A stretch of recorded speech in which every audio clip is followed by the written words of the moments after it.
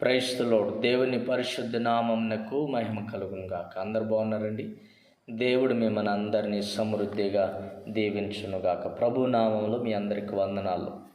మొదటి తిమోతిలకు రాసిన పత్రిక 2వ అధ్యాయం 6వ వచనంలో ప్రభు అయిన యేసయ్య ఒక మాటను తెలియజేస్తున్నాడు. ఈయన అందరి కొరకు విమోచన క్రయధనముగా తన్ను తానే సమర్పించుకొనెను. ఈ రోజున మనము గ్రహించవలసింది ఏంటంటే, తన్ను తానే సమర్పించుకున్నాడు. నీవు, నేను, మనము తన్ను తాముగా సమర్పించుకోవాలి. సమర్పణతో చేసే సేవ నలుగురిని ప్రభు రాజ్యం కొరకు నడిపిస్తుంది.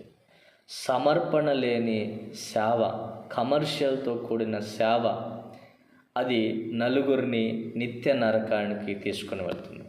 ఈరోజు చాలామంది సోకాల్డ్ క్రిస్టియన్స్ కావచ్చు, సోకాల్డ్ ప్రీచర్స్ కావచ్చు, వీళ్ళందరూ కూడా ఎక్కువగా కమర్షియల్కే అలవాటు పడిపోయారు.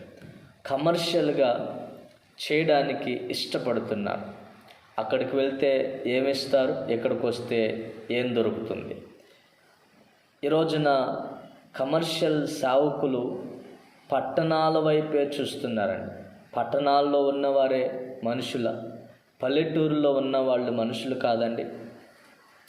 ఈరోజున అర్థం చేసుకోవాలి.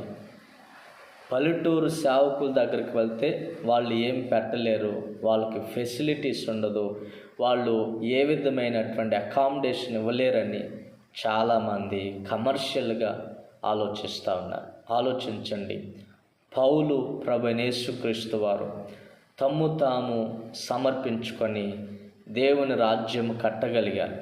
ఈ రోజున అలాంటి సమర్పణ జీవితం లేకుండా సేవ చేస్తే నీవు పరలోకానికి వెళ్ళవు, నీ బోధ వినేవారిని కూడా పరలోకానికి తీసుకొని వెళ్ళలేవు. కాబట్టి ఈ విషయాన్ని ప్రతి ఒక్కరు కూడా గమనించండి.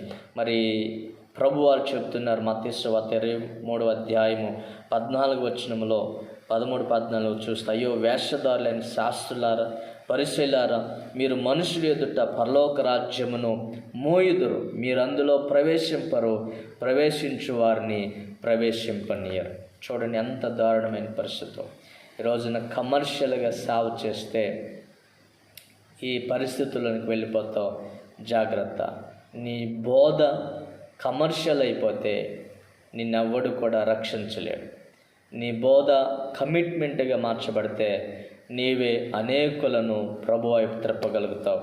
అట్టి కృపను, మరి అట్టి అభిషేకాన్ని, కమిట్మెంట్తో కూడిన సేవ చేయగలిగిన అభిషేకాన్ని ప్రభు అంత్య దినాల్లో ప్రతి సేవకునికి కలుగ చేయునుగాక.